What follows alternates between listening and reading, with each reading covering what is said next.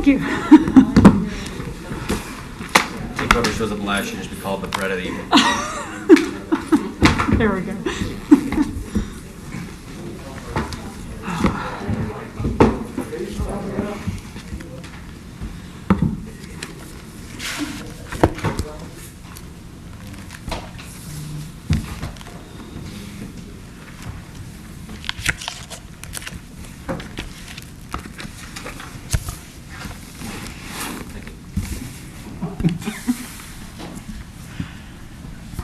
It's a little harder because it's farther away. Yeah, right.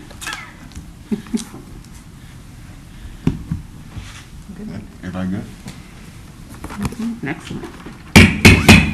I will now call to order our regular scheduled Apex Town Council meeting for Tuesday, October 20, 2020. And I'd like to welcome those who have joined us by live stream.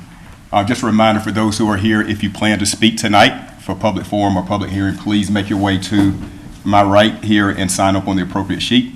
And we'll start the meeting off with an invocation, and I want to read a statement prior to that. The town of Apex values and celebrates diversity and inclusion. We see diversity as a strength that binds our community together, inviting members from different faith communities to deliver an invocation at the beginning of our council meeting supports this unity. Recognizing that not everyone practices the same traditions, we welcome you to have a private moment of silence during this time. And what I want to do right now is just basically talk about the unity we have here in Apex. Although it may not be seen in some instances, I truly believe that we are one. And I encourage all our citizens to continue to work together as we move forward as a community and as a nation. So that is our invocation for tonight. So please join me in the Pledge of Allegiance.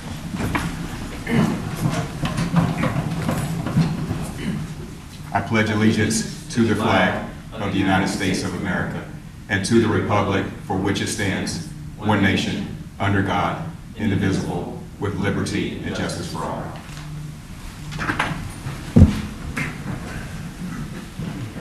All right, thank you for that. We'll get started with two presentations tonight. Our first presentation is proclamation declaring October 22nd, 2020 as Arbor Day in the town of Apex. And we do have the proclamation here, and the council will join me in a shared reading, starting with Council Member Cheryl Stallings. Arbor Day in the town of Apex. Whereas in 1872, J. Sterling Morton proposed to the Nebraska Board of Agriculture that a special day be set aside for the planting of trees, and whereas this holiday, called Arbor Day, was first observed with the planting of more than 1 million trees, and Whereas Arbor Day is now observed throughout the nation and the world, and Whereas trees can reduce the erosion of our precious topsoil by wind and water, cutting heating and cooling costs, moderate the temperature, clean the air, produce life-giving oxygen, and provide habitat for wildlife, and Whereas trees in our town increase property values, enhance the economic vitality of business areas, and beautify our community, and Whereas the Apex Town Council and the Tree Citizen Advisory Panel, TreeCap, will commemorate Arbor Day by planting 5 trees, one for each year designated as a Tree City USA at Seagroves Farm Park on October 22nd, 2020. Now therefore, I, Jacques K. Gilbert, Mayor of the town of Apex, do hereby proclaim October 22nd, 2020 as Arbor Day in the town of Apex, and urge all citizens to celebrate our Arbor Day and to support efforts to protect our trees and woodlands. Signed this 20th day of October 2020. All right, thank you. I know this was a special one for you, Mr. Mahaffey. yes, sir. All right, move on to presentation number 2. And that's a presentation of Breast Cancer Awareness Month proclamation. Again, a shared reading by our council, starting with Councilmember Cheryl Stallings. Breast Cancer Awareness Month. Whereas breast cancer is the most common cancer in American women, except for skin cancers, and whereas there is a 1 in 8 chance, which is a 13% chance, that a woman in the United States will develop breast cancer, and Whereas the American Cancer Society estimates that in 2020 there will be an estimated 276,480 cases of breast cancer detected, and then an estimated 42,170 women will die from breast cancer, and Whereas regular screening tests and mammograms are the most effective methods of detecting breast changes that may detect physical symptoms before they can be seen or felt, and Whereas researchers, scientists, numerous nonprofit organizations, and breast cancer survivors are dedicated to discovering a cure for breast cancer. During the month of October, the town of Apex acknowledges the extraordinary commitment and effort invested in this cause and supports those who are working towards a cure. And Whereas the town of Apex recognizes the breast cancer survivors among us and honor their faith and courage. The over 3.5 million breast cancer survivors give us hope for a better future for those affected by breast cancer. Now, therefore, I, Jacques K. Gilbert, Mayor of the town of Apex, North Carolina, do hereby proclaim October 2020 as Breast Cancer Awareness Month, signed this 20th day, October 2020. And I noticed that you guys, some of y'all stood me up again with the pink, not wearing your pink. Okay, you got the memo. and the American flag. Thank you for sharing that reading of the proclamation. All right, move now to the consent agenda. All consent agenda items are considered routine to be enacted by one motion with the adoption of the consent agenda and without discussion. If a council member requests discussion of an item, the item may be removed from the consent agenda and considered separately. Are there any recommended changes on the consent agenda or any changes? If not, can I have a motion? Make a motion, we approve. All right, motion to approve. second that. Second. All right, any further discussion on that? All right, all in favor indicate by saying aye. Aye. All opposed, no. All right, that passed unanimously. We now move to accepting the regular meeting agenda. And there is one modification for work session 1. I'd like to request a motion to move that work session to the next town council meeting. So moved. Second. All right, motion second. Any discussion on it? All right. All in favor, say aye. Aye. Aye. All opposed, no. All right, that passed unanimously. We have a set meeting agenda. All right, we'll move now to our public forum. This is your opportunity to give public comments. You do have 3 minutes, and please follow the series of lights, green, yellow, and red. At red, I will have to stop your presentation in the respect of others who will be speaking tonight. All right, and as that list come around, please also be sure to give your name and address before speaking. All right, first is Nadia Howard.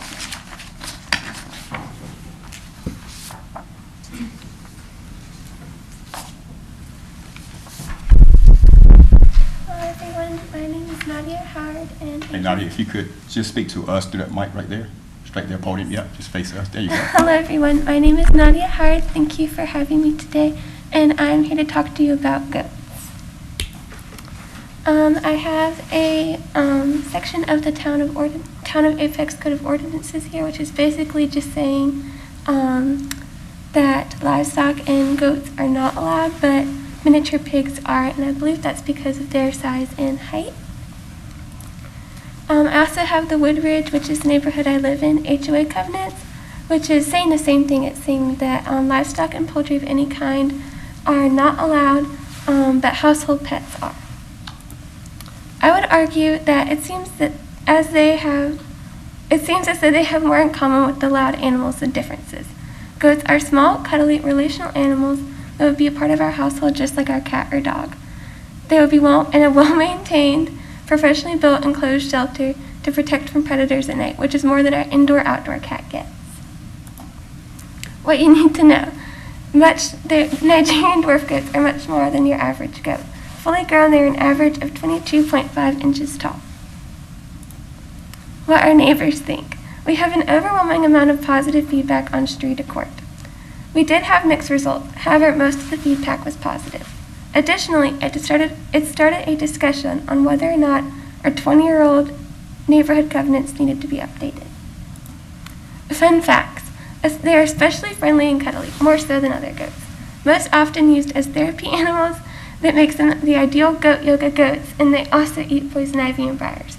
The entertaining nature of goats is among the qualities that make them excellent therapy animals. Their playfulness can bring people out of their shell, lift their spirits, and even lower blood pressure. They are also happy, funny animals, so they make you laugh as well. And I put the link to the website right up in that as well. what they need. 2 Nigerian dwarf goats need a 4x5 shelter space. We already have a space we could convert into a shelter that extends well beyond that limit. They also need snuggles and human interaction. Why should goats be allowed now? It's 2020. Traditional ideas about what makes a neighborhood desirable are changing. Smith Farms is a new neighborhood next door to us that has replaced conventional neighborhood pool with garden plots for people to grow their own food to make for a healthier environment. Goats can do the same thing. They can bring joy and happiness to our homes and neighborhoods in these trying times because they're such silly and lovable creatures. Thank you for your time. All right. Thank you, Nadia. All right. Great presentation. All right. I think I might have a family conversation tonight. I might want me one. We'll find out next time. All right, that was the last speaker. I closed public forum. And we'll move now to public hearings. We'll start with public hearing number 1 presented by Lauren Stoudemire.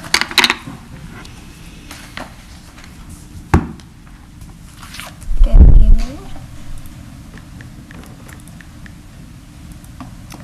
All right, this is annexation 698 for the Upchurch at 7213 Roberts Road. The property subject to be annexed is located in the northern jurisdiction of Apex. It is east of 540, west of Roberts Road. There's an existing Wake County historic structure. If you remember back, we approved the rezoning in January. This project is currently in the construction drawing phase, and it will need to be annexed for water and sewer for CDs to be approved and signed. And planning staff will commence approval. Okay. Any questions for Lauren? Okay. All right, no questions here, none. I'll go ahead and open up public hearing for this item. No one's signed up to speak tonight. No recorded comments, therefore I'll close public hearing and refer it back to council for a possible motion. Make a motion to approve? Second. All right, discussion? All in favor say aye. Aye. All opposed, no. All right, that passed unanimously. We move now to public hearing number 2, presented by Amanda Bunce.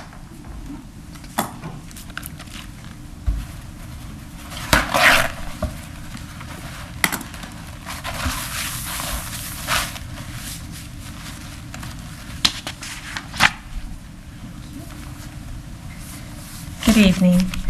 This is rezoning 20 CZ10. This rezoning is located at 109 Holloman Street, which is downtown Apex. Specifically, it's on the south side of Holloman Street, east of Hudson Avenue, and just west, a bit west of South Salem Street. The property contains an historic home that is a contributing structure in the National Register District. The site's about a 1/4 acre and is currently zoned office and institution. The surrounding zoning is a mix of high-density single-family to the west, mixed office residential retail conditional zoning to the south, and downtown business to the north.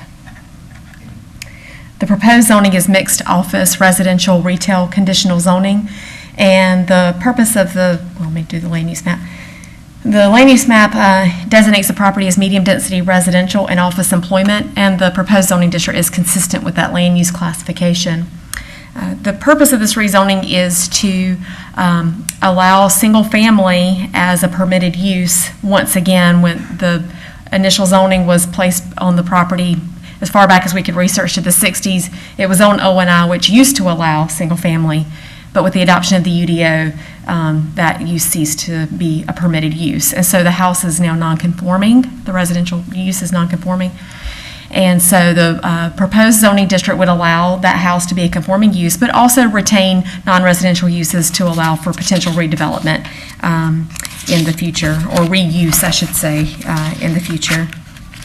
The applicant has proposed the following uses: single-family accessory apartment, bed and breakfast, office, business or professional, studio for art, medical or dental office or clinic, bookstore, floral shop, newsstand or gift shop, and retail sales general. The applicant has also added all of the architectural standards that used to be in the UDO for single-family structures in the Small Town Character Overlay District, so that ensures that any renovations to the house will be done in keeping with the historic context of the area.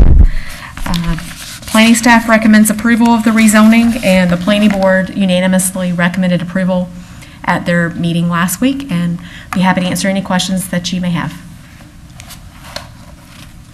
Spence, there was some urgency with this request. We got an email a little while ago, and I was wondering, has staff done a kind of a review of downtown properties just to make sure this doesn't happen again, like, and preemptively to contact the neighbors to see, like, that they may be in the zoning district that they don't really think they are by any chance? We have not done that since I've been here for several years now. So, I mean, there's oftentimes when we become aware of a situation, then we may assist the property owner as we're able to, like in this instance, we were able to assist the property owner and helping them with the rezoning, but we have not done anything proactive to my knowledge, at least since the last 7 years. Okay. And is this the first time this has happened in your time here as far as a surprise rezoning noncompliance like this? This is probably, to my recollection, the second time. So, yes. That I can think of.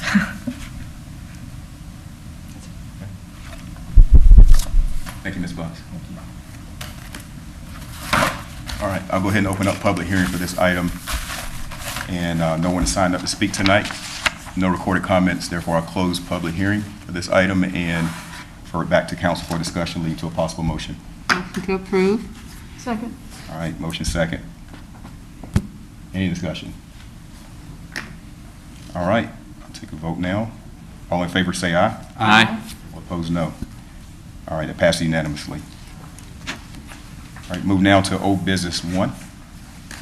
Colleen Moraes, Downtown and Small Business Development Coordinator.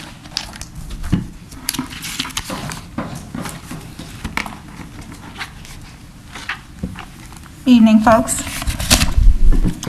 Good evening. So I was here about 2 weeks ago, and we extended the parking to dining program till tomorrow, October the 21st. This is an extension of that amended application to extend it till November 1st, which would be about a week and a half extra. Per recommendation from ADBA as well as council member last time I was here, we did survey those businesses impacted directly within that target area. I will say that we surveyed 32 businesses. We received responses from 22 of them, which essentially represents almost 70% of the population in that target area. Of those, we did get a response. Over 70% of them would like to see it extended to November 1st. Only about roughly 23% said no, they would not. And then we did have one maybe, which represents about 5% of that. If you'd like further breakdown, we can talk about of the yeses and the nos, who were retail and who were restaurant, but I don't know that that's necessary at this point. Questions relative to the I would like to have the breakdown, actually. Okay, so the yeses of represent 10 of them were retail who said yes, and 6 were restaurant. So essentially 16 businesses. So that represents 62, almost 63% retail, and 37, almost 38% in the restaurant category. In the yes, we want to proceed. In the no category, we only had 5 no's of the 32 businesses that were surveyed. 3 of them were retail related, which represents about 60% of that no number, and 2 were restaurants, and that represents 40%. So that's the generalized breakdown of that survey results. Any comments? I'm sorry. Were there any comments on the no? There were comments. Most of them were no, because some were no for weather, some were no for other reasons that you've heard before relative to retail. They don't think it makes sense at this point to extend it any further. How about the restaurants? The restaurants who said no were mostly, they think that there is impact to their parking, like if they have parking and somebody's utilizing their parking when they could be parking on the street, there are issues relative to that. Thank you. I think I may have missed it. The outreach was to extend it to November 1st, or to say extend it beyond that? And no, just to November. The survey was just to November. If we would extend the parking to dining program till November 1. And the ADBA and whoever else, you haven't heard them saying we want it past November very much. I have not heard that from well, I mean, in the survey responses for the yeses, the restaurants who all responded said, yes, please extend further. We love this program because obviously they're facing very difficult choices as that they're still at the 50% capacity after November 1. So, you know, granted, it is North Carolina, it is winter. A lot of people in this area are from elsewhere, which gets much colder in the evening, so they feel like there would be a value to extending it. But we're also encroaching, from the retail perspective, we're also encroaching on holiday times. So I think this is the question of the balance of what makes sense relative to those two industries that definitely would be impacted. So it's an interesting balance that we're trying to teeter on here with, you know, obviously, we're impacting parking in the downtown corridor by 15 parking spaces, and we're about to present the largest holiday shopping season is upon us. So the question is, how valuable is that parking, and who is it most valuable to? And consider, and you know, with retail having been impacted by this program from July to now, you know, I think there's that balance of like what makes sense. I guess we could ask ourselves, like at some point when the holiday season is over, you know, revisiting whether this program should come back, depending on where we are, you know, in the early or late winter towards spring, you know, relative to, or if this should just be extended like one additional week to, I know there was conversation about maybe extending it to November 8th, just one extra week. But again, it's, you know, it's a chicken and egg kind of a question. It's like, what's that balance? Is it November 1st? Is it November 8th? At some point, we really have to kind of balance out the retail aspect of this relative to the holiday season.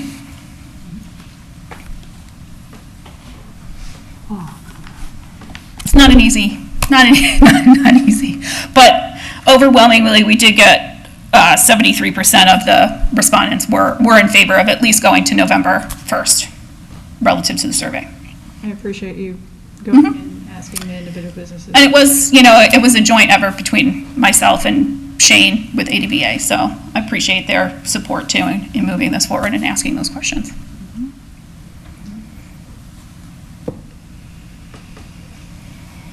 Any other questions, comments?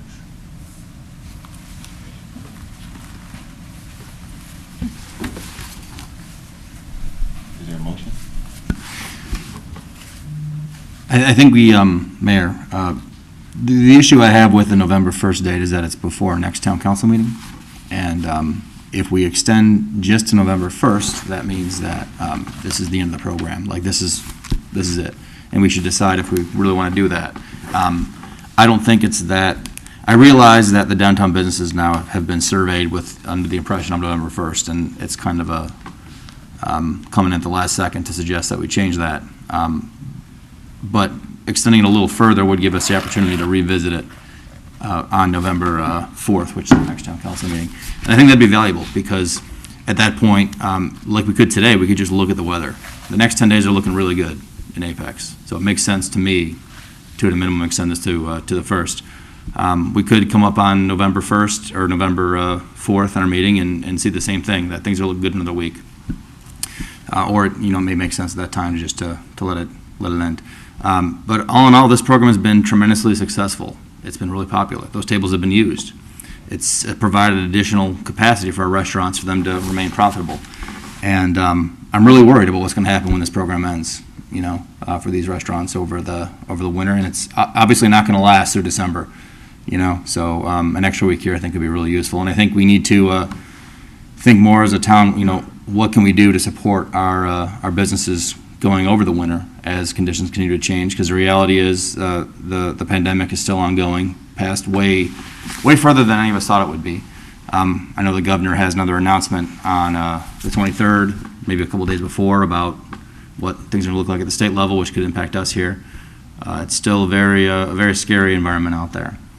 And I think this program has been a great help. So I guess I would just like to throw the question out there, and if we could discuss exactly, if we do want to extend, what date makes sense. If we want to revisit this or not, we need to choose a different date, I think, or be willing to come in here for for a special meeting on, October 31st or whatever.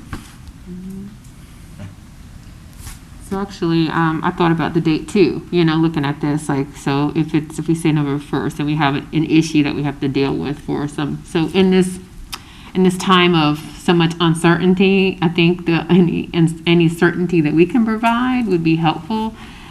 So I would like to see us move it, maybe till the end of that week at least, if we're going to extend it.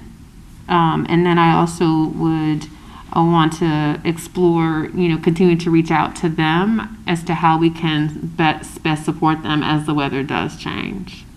If there are things that we need to do financially to support them to modify things or do other things. I think they're going to be the best people to help us decide what those innovations are.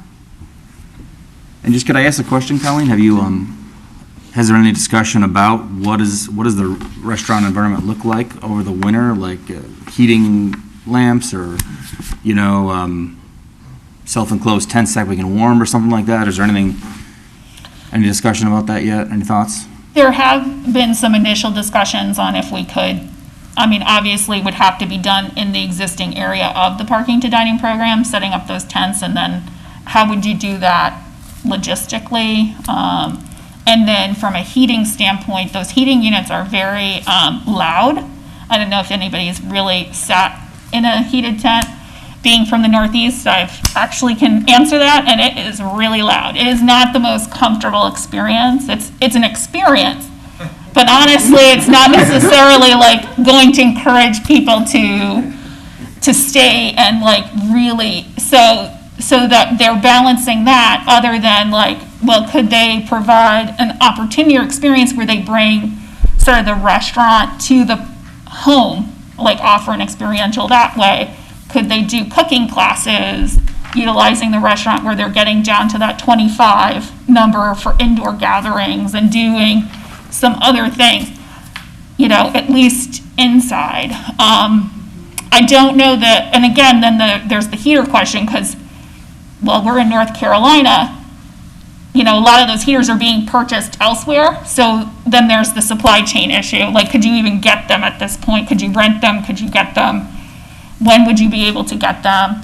Would it be worthwhile? Because without a roof, essentially, it's not really very worthwhile. So I think internally there might be systems. And then there's always the question of us as the consumer changing our methodology on how we engage with our restaurants.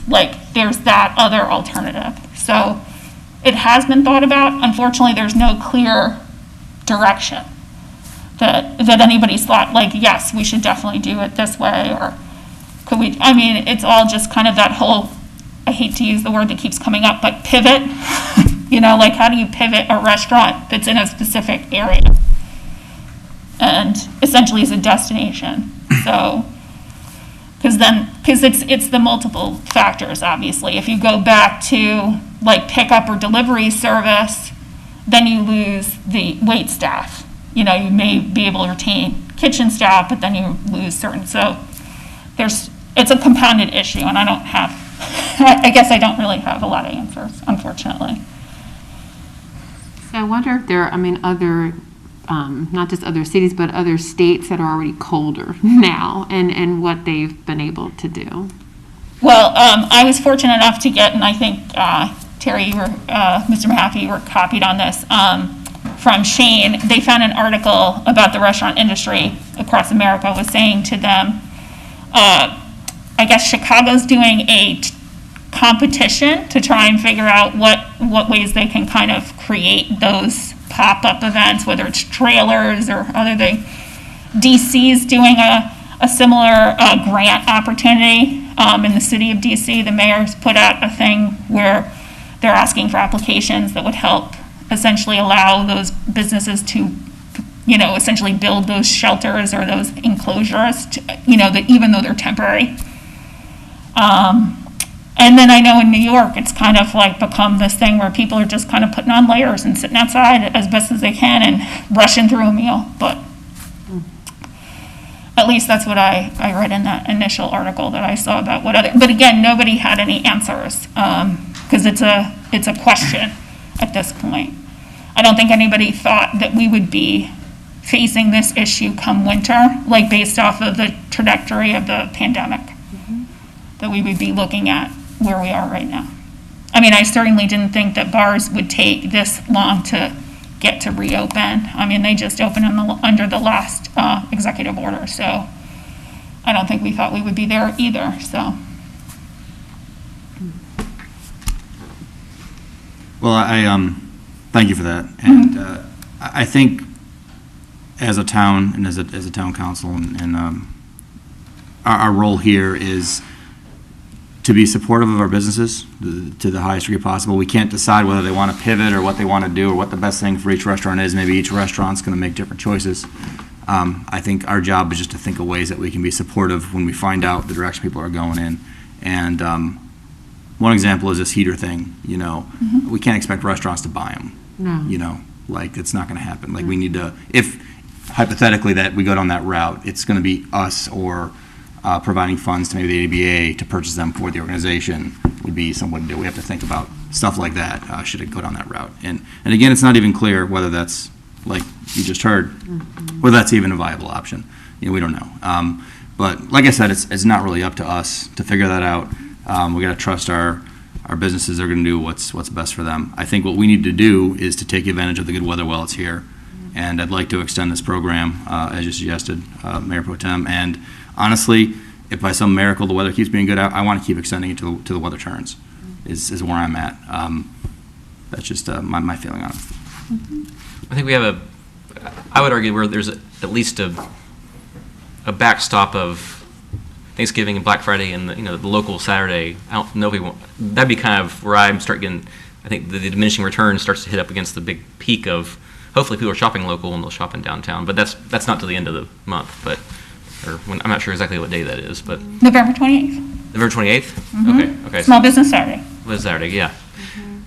It's a great way to kind of cut through the nonsense of Black Friday, in my opinion. But I think the parking there would be important to them that day more than maybe any other day of the year. So that's kind of where I'm seeing maybe the end point of discomfort in going past it. But yeah, I think giving us one more shot here. I think I'm with you. I would agree with that. I would say, yeah, I do want to keep extending it, but I agree. Like if there's any day that parking's important, it's going to be that weekend, which is still, and they're 4 weeks past what we're talking here.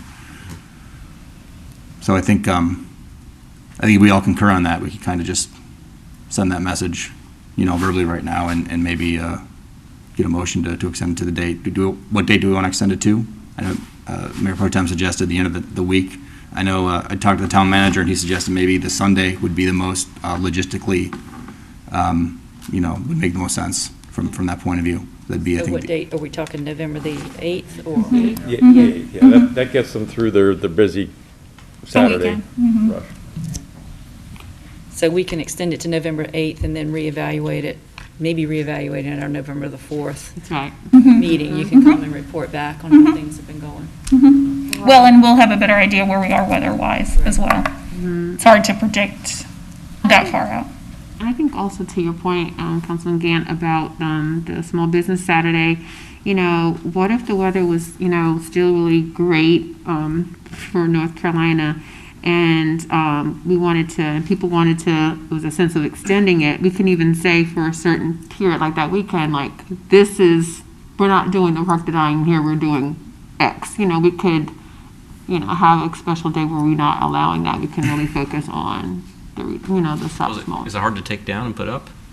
Or are you suggesting taking it down, putting it up? No, I'm just suggesting, I guess, a reuse of that space, but I don't know what all that takes. I don't know. That might be a little bit hard. I don't know. That might be too hard to do. I don't know. It wasn't a small undertaking. I know that Yeah, that might be too hard, even if we're a portion of it. I was trying to see how to do both, but I don't know. It might be and there is a still, Mr. Stone, do you know how many rented barricades there? The ones that are still on the street. Yeah, the ones on Anna's side, Mhm. those are rented. Yeah. So we ever have any there, I'm not sure how many. Yeah. I think it's probably about half, right? So it's about maybe 20 or so on that side. So about half are rented and we own the other half, is that what you're saying? Correct. Those water barricades?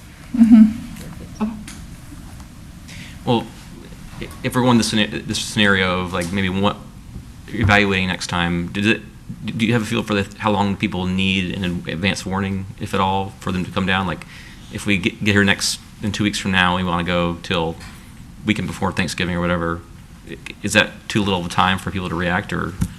To removing them? No, like the To the businesses to react. extension, like to the businesses? The restaurants and whoever else to kind of plan, that seems a little tight if I don't know. I mean, do you know how far in advance they need to kind of plan themselves? Well, I think restaurants obviously need to know, because then that's going to change their internal functions. But all of them, when they responded, the ones that responded to me in the survey, all said that they would, keep it as long as absolutely possible. That was the general gist of what they said. They love it, keep it as long as possible. So, I think what you're saying is if we stop it, we say it stops as of this date in the future. It doesn't stop like in 2 days. Right, Is well, that what you're saying, right? I'm saying if we don't let it sunset next time, but if we do extend until whatever date we're talking Right. about, then don't let it, and then don't re-extend it. That would only, another couple of weeks, yeah. that would be only 4 days in advance or 5 days advance warning of what we're going to do. I'm not sure if that's too little, Yeah. but if they want it, as long as they want it, then it's kind of, they're probably the main ones to worry about hiring people, or not hiring, but having them on staff during that time. So. Well, I mean, right now they're getting 1 day expectation, right? It's technically expiring tomorrow, and we're considering extending it again, so it's. Yeah, okay, so that's worse than, Yeah. I'm even saying, okay. Right, I mean, I think the thing to do is to I would say, move it to the 8th, and then set the expectation that under no condition is it going to go past small business Saturday, that weekend of the 20th. And on our meeting on the 4th, we're going to reconsider again whether to go beyond the 8th. It looks like to the 15th would be the next Sunday, one more week, just based on the weather. Okay, I'll second that motion. Okay?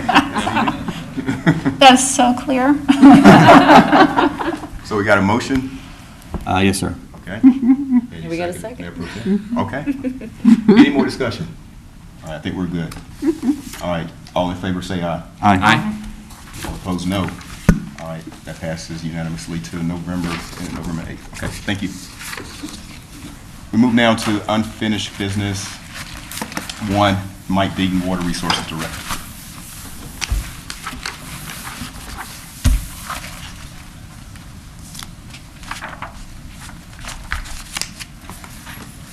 All right, good evening, Mr. Mayor, members of the Town Council, Mike Deaton, Water Resources Director. Before you tonight is a possible motion to reduce the civil penalty that was assessed back in March of 2020 for the Center Street Pharmacy property.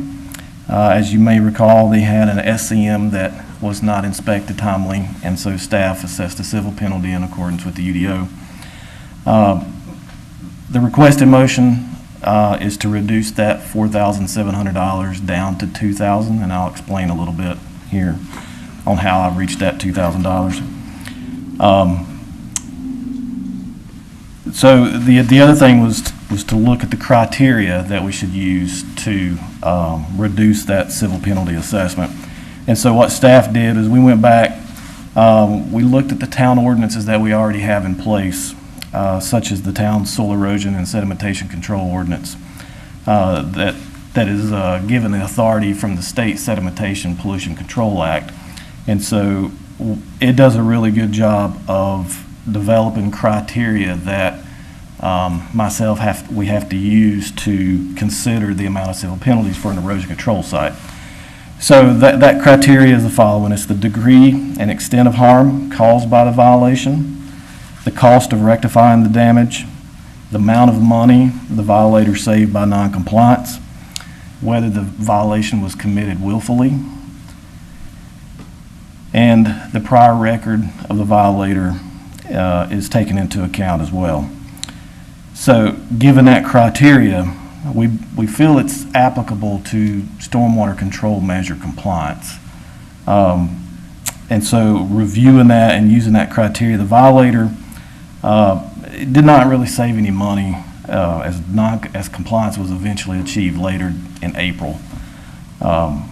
No harm was really caused by the violation. The town did spend considerable amount of time to move the property owner along to remain compliant, because the town's Phase 2 permit hinges on each property remaining in compliance. So we have an initiative to push these property owners and make sure they're compliant. So that takes time to do.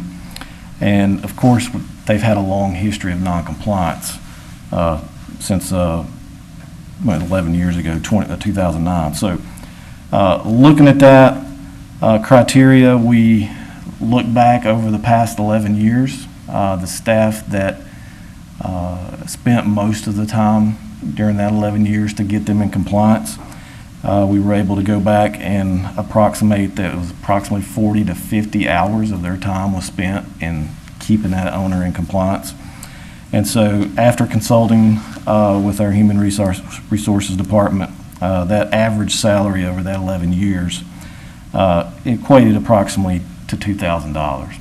So that was the main criteria we used to develop that $2,000 civil penalty assessment. Of course, the current UDO says we have to do $100 per day per violation. So that's where the original $4,700 came from.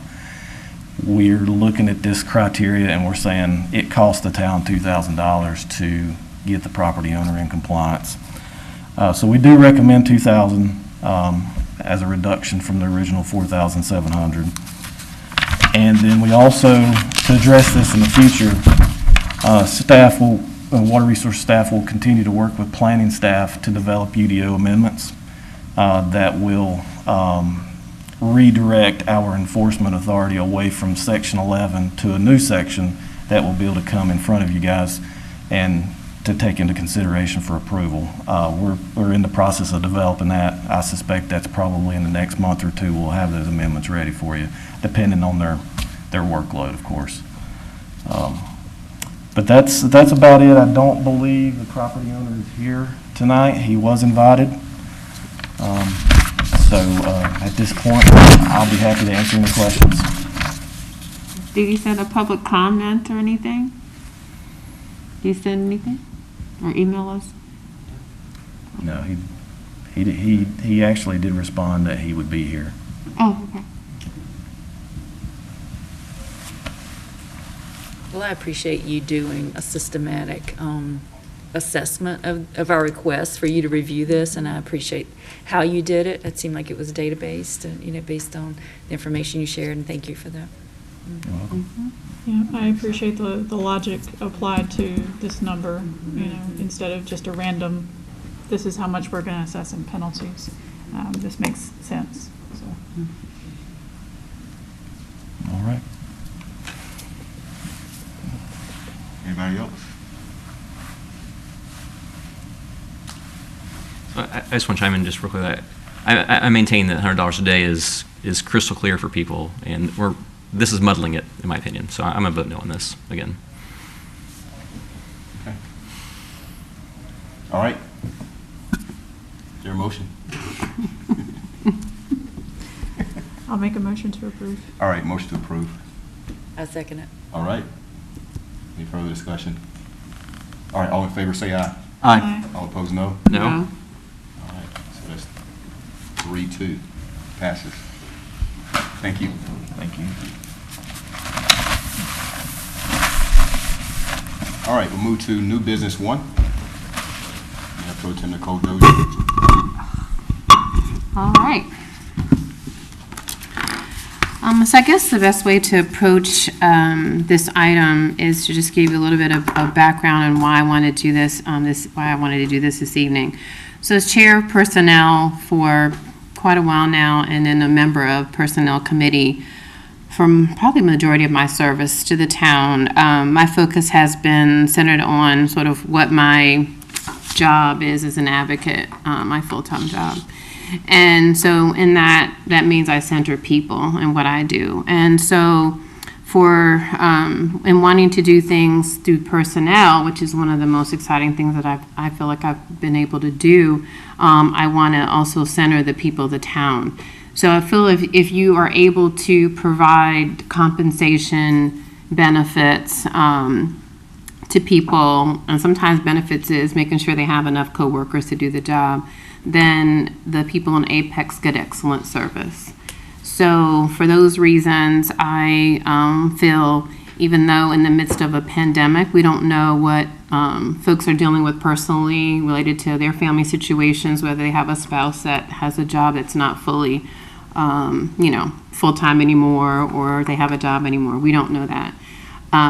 But we do know what our staff has been doing during this pandemic. So while we've done hazard pay and made things flexible for people to feel good about, working from home, being isolated and things like some of us are in our jobs as well, I think it's really time to let the public know as well that we would like to do a living wage resolution. And so I guess the best thing to do is probably to understand the values that the committee shares, and I hope that that the council will agree with me this evening, is to just go ahead and read the resolution.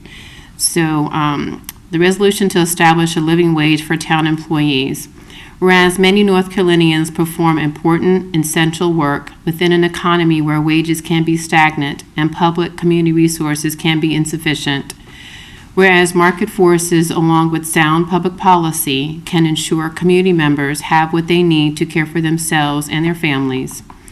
Whereas the cost of food, transportation, housing, health care, child care, and other living expenses make it increasingly difficult for workers who earn low wages to meet the most basic needs. And whereas the cost of living may cause individual workers, if available, to take on a second and third jobs in order to support themselves and their families. And whereas a living wage is defined as the minimum amount of income a worker needs to meet their most basic needs that include housing, clothing, and food. And whereas a living wage will assure social and economic benefits and for the community as a whole, as well as increase consumer spending and help strengthen the local economy. And whereas the town of Apex is committed to providing compensation to employees, resulting in excellent level of service to the community. And whereas the town of Apex desires to pay town employees a living wage to promote well-being, ensure that workers again are able to meet their basic needs. And whereas a living wage will contribute to lower turnover rates, that will reduce the cost of recruitment, hiring, and training, and increase the quality and continuity of job performance and aid in retention. And whereas the town council approved salary range adjustments in fiscal year 2021 budget to allow for the implementation of a living wage rate for town employees. Now, therefore, be it resolved, if this is passed, that the town council of the town of Apex would hereby approve a living wage pay policy for town of Apex employees subject to the following. Part-time and full-time employees who work a minimum of 1,040 hours per year shall be paid no less than an established living wage. The living wage calculation shall be based upon the universal living wage calculation, which is a widely used and nationally accepted model for determining the living wage in a specific area. The town shall annually review changes in the living wage calculations and establish the town's living wage. The living wage shall be subject to the town manager's recommendation and council approval as part of the annual budget approval process. A living wage of $15 an hour is effective October 5th, 2020 for eligible town employees, adopted this 20th day of October 2020. So that's my explanation, my background, and that is my my motion, I guess. I would be happy to second that motion. All right. Councilman Dozier, do you see this as kind of a hard coding of the budget changes we made, I guess? Kind of putting it beyond just in a budget document, but is that kind of the point of this? Yeah, that's a great question. I think, that some of the employees all know and their families, but I think for transparency, and even though people can look at the budget and we have a tab for transparency, I think in this moment, people need, things to kind of, boost them around. I think if people understand that we strive to provide excellent service and that we do so by supporting our employees, then I think it's a great way to sort of say, we don't think that anyone that works for us should make less than $15 an hour, which is consistent with what a universal living wage is. So yeah, I think that's exactly right, sort of like just letting people know, codifying what we've done already. Okay. Thank you for the question. I just want to say, as a retired staff member, this is a strong message, and all the work you've done as the committee chair for our personnel committee, I'm sure it's greatly appreciated, working with HR Director Mary Beth Manville and Drew Havens, our town manager, and Sean, of course, in moving this forward. So I appreciate it and fully support it. Thank you. All right. Yeah, I think as a council, it shows where our values are when we're putting money in our budget toward things. And this is one of those things that, I strongly support a living wage, 100% across the board. And I think our town employees are worth that as well. So I appreciate you bringing this forward, and I will be happy to vote yes on this. Yeah. Any other comments, discussion? Just I appreciate this as well and agree wholeheartedly that it sends hopefully a strong message to our employees that we do value them very much and support them, and this is another way to show that. Mayor Pro Tem, are you familiar with, have other towns or has a county adopted something similar as well? Is this something we could evangelize to other areas? Or I do know that state employees have a living wage, because I understand that the way the rules work around living wage is that as a governing body, you can do this for your staff, but like not necessarily for your town. I do know that Durham County has one, and so that might be a better question for Mr. Havens or Mary Beth, because I've forgotten now. I want to say that Wake County does have one. He says. He's saying yes. Yeah, I believe so, but I've forgotten since I was doing this Well, research. since we've had this so. conversation, I know. Yes, so thank you, first of all, for presenting this. And yes, Wake County adopted it a few years ago, Orange County, Town of Carrboro, Chapel Hill, Durham County, City of Durham, Buncombe County, Asheville, Concord, Hillsborough. So we are among friends in this, but surely could definitely talk with our counterparts about doing the same. we sound like we might be the first town in Wake County to do it, though. I think you might be right about that. It's exciting. I would need to just make sure nothing's changed this past July. This was all as of this past February, but we may be. I'm going to just go ahead and say that we are. Sounds like to me. Well, I'd just like to join my colleagues in thanking you for all your hard work on this issue. I know it's been a couple of years we've been pushing for this, and I'm glad to be part of it. Thank you. Yeah, thank you. Yeah, thank you. Thank you for mentioning Mayor. Thank you, Mary Beth. Thank you for being here also, and thank you for Mr. Havens, also Mr. Purvis, and everyone for helping push this along and making sure that the budget can support that. So thank you for that too. Okay. All right. right, So motion. that was my motion. Okay. Mhm. Second by Councilmember Phillips. All right, all in favor say aye. Aye. All opposed, no. All right, passes unanimously. Thank you. All right. Move now to new business 2. Shannon Cox, Long Range Planning Manager, with Manager Sean Purvis, Assistant Manager Sean Purvis. Good evening. Good evening.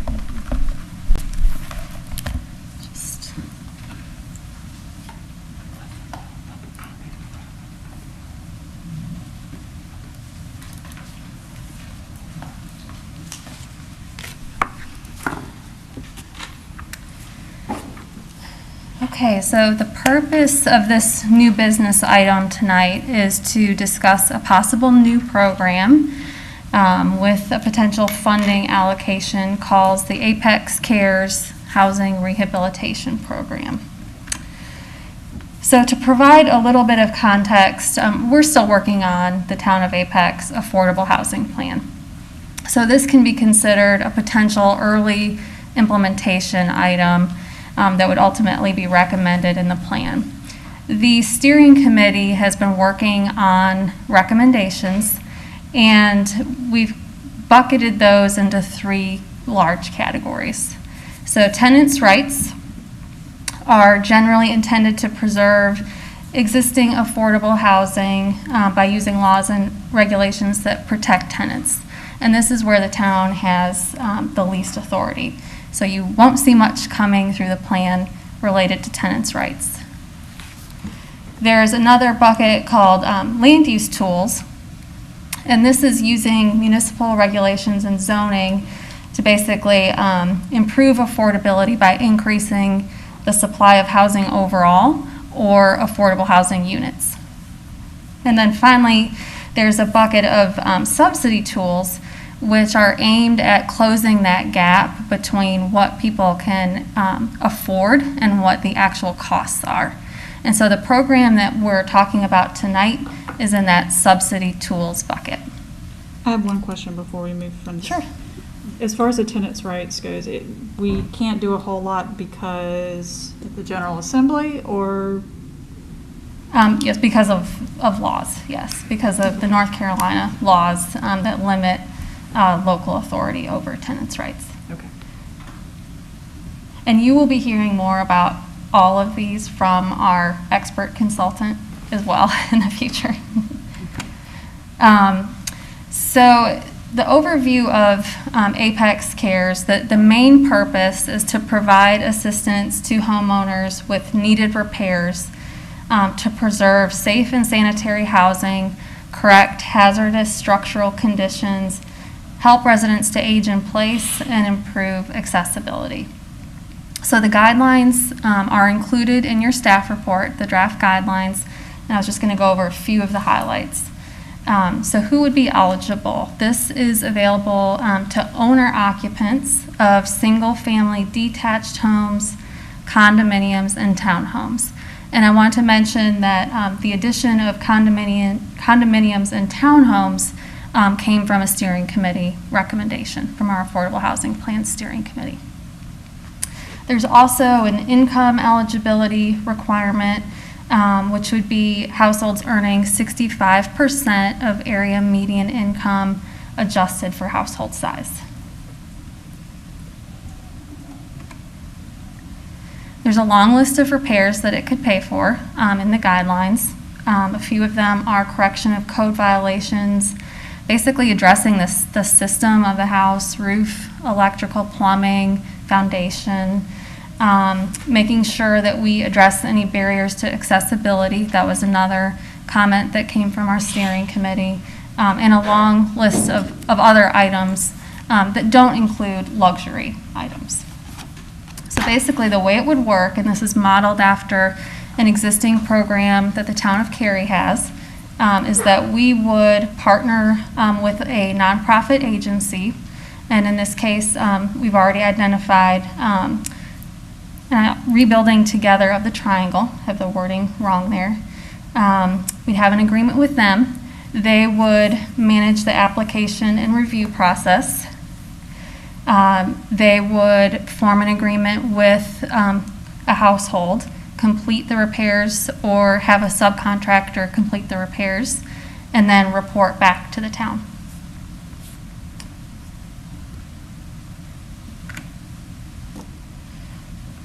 So the town already has approximately $1 million annual allocation to the Affordable Housing Fund.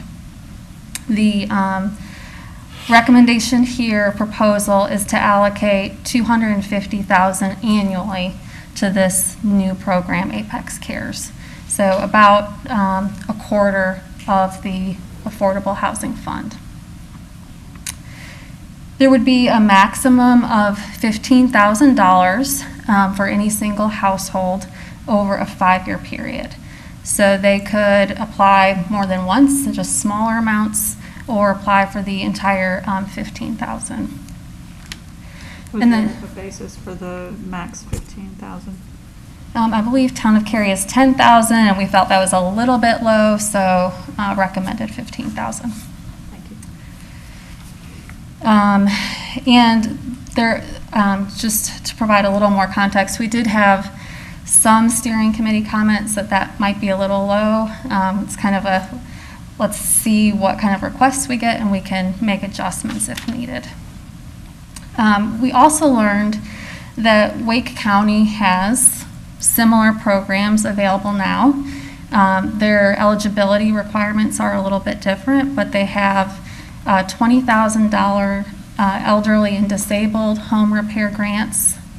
Only 2 of those have been used within our corporate limits in the past 3 years. And then they have $5,000 emergency home repair grants, and none have been used in Apex in the past 3 years. And our understanding is that that's not because of need, it's because of lack of awareness. So hopefully, this program would help to spread awareness of regional resources, and then there's an opportunity to layer those grants. So if somebody has a need beyond $15,000, they may qualify for multiple resources. Ms. Cox, would Building Together be sort of an advocacy type of agency also for awareness building? Because this almost speaks to some conversations we've had also, Council, about having an advocacy person, an advocate person on staff to try to help, spread the word when funds are available, but yet maybe our residents are not aware of that. But this Rebuilding Together do that type of work? I'll let Sean or Mr. Sargent is here. Dan was going to do a great job. Okay. So, Mr. Dan Sargent is actually here. He runs RTT. And the reason we're connected with them is through Drew had done some initial outreach. They work already within the county. They're established with Carrie's program. So it was a way that we can just roll right into it if we want to. So Mr. Sargent can answer any questions you have actually about the program itself and what they do. So thanks. Thank you. Well, thank you so much for inviting me, and thank you for considering this. We're excited about the opportunity to serve more folks here in Apex. I live at 1308 Maple Avenue here in town, and we love the town and love the chance to do more work here. We do work across the Triangle. We'll serve about 140 families around 4-county area, basically Wake, Orange, Durham, and Chatham, and focused on this type of work, basically making sure folks have a safe, healthy place to live. And the work looks different everywhere, but we find there is need, even in places you may not expect. We see a lot as folks age, their needs change in the home, and what they need from their home changes, and the home is pretty static. And as income changes, as folks retire and stuff, we see difficulty keeping up with those types of things, and so we're excited about that. In terms of your question about advocacy, we are really direct service, and so we focus primarily on that. I will say we've got at least 8 or 9 folks from the town on our waiting list, which we have a waiting list right now up over 600 folks across our 4 counties. So we've got lots of need, and we think that there is, we know there is continuing need here in town. One of the unique things that we've talked about in developing the program is the utility bill, the utility system here in Apex, and the fact that you're paying power bills here as well. Gives you an opportunity to identify folks that may be struggling with that area in terms of their home, whether it's high bills or just struggling to pay bills. It gives us an opportunity and potentially a resource for the utility staff to be able to say, if we're seeing you routinely struggling with this, like, is there something we can offer to help? And so we think that's one potential way of targeting folks who really do need help and helping them to come forward too. Thank you. Mm-hmm. Thinking about when you were speaking about like the weatherization programs at the state, I think they used to have. I don't think they have them now, or may not be as robust. They do, but, yeah, okay. they do still have it. The income restrictions for a lot of the state and federal programs are lower. They're typically either 200% of poverty or 50% of AMI. We do see a challenge in getting to the folks who need help. In towns like Cary and Apex, folks, we do find folks that can benefit from those programs, but there's a lot of people in that sort of 50 to 65 gap that struggle, that we use 65 median across the Triangle in an effort to catch some of those folks that are still in significant need, but who maybe don't qualify for other programs. And so we would certainly, what we've done with Cary is when someone does qualify for those other programs, we're going to maximize that and make sure they get connected to those to take care of the needs that can be addressed, so that we're going to save the local funds for the stuff that none of the other existing programs can do. Right, because if you fix someone's home, then, you know, their power bills and things like that will change too, so. Yeah, for sure. Can you speak to the means testing? Maybe, I'm not sure which one, but is there a scenario where their income is low, but their value of their house is actually kind of high, and we wouldn't necessarily think that would be the person that would benefit the most from this kind of program? Yes, that scenario does happen. Okay. It's infrequent, but we do run into a case where folks they are sort of cash poor, but they are in a situation with a valuable piece of property that gives them, some options. Yeah. One thing we've explored, and I don't know that it's been specifically codified, is essentially using a cap on the value of the house we've found that it's reasonable to say if your house is worth, let's say, $450,000, regardless of the financial situation, it's unrealistic to think that we should be pumping a lot of money into that asset at that point. I will say it's harder than it sounds to pick exactly where that threshold is. And if it has to be land or house, and so there's still some things that we can certainly work out.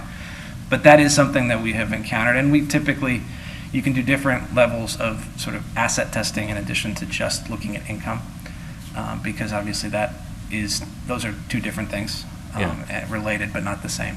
And so But it's rare, the scenario that we're discussing. it's rare, but to be honest, Cary is the place we've seen it the most to this point, where you see someone who maybe bought a house 45 years ago or has just purchased a house in the last 10 years and their situation has changed. We like to preserve some flexibility, and so we try not to screen folks out initially. We can always sort of prioritize projects and deprioritize projects based on what the actual situation is. But at some point, there is a threshold at which we would advise saying, this is a spot where we're not going to put public dollars. Okay, and so would that be in the program as written, or is it something that maybe we'll feel out as? I think we'd have to feel it out. We don't have that qualifier in there. That's really kind of identifies the one, I don't want to say it's the only one, but the main leakage area of the program, if you will.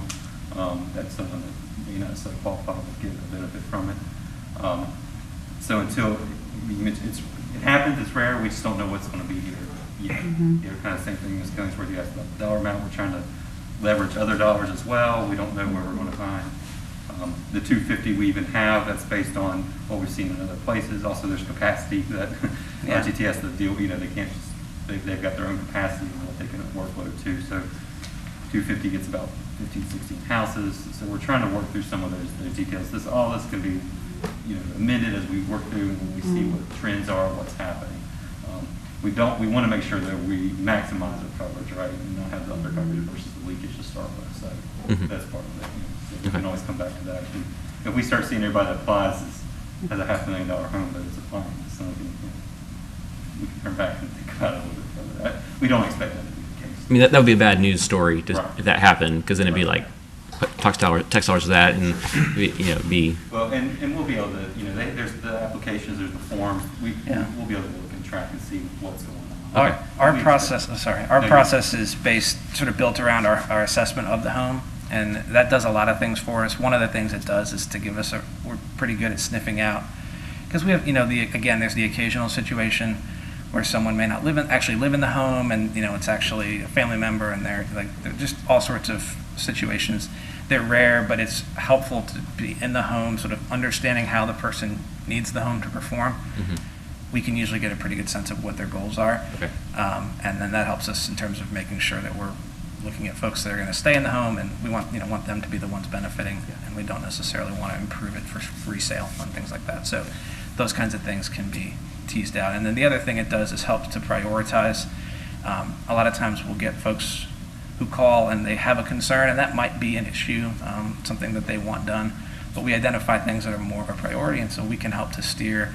The way the program is designed, so a lot of traditional rehab programs were set up where there's almost a grant to the homeowner, and then you hire a contractor to just do whatever work the homeowner says they want to do. And this is set up to use our professional judgment about setting up the work scope and saying this is really what needs to be done to meet the program goals.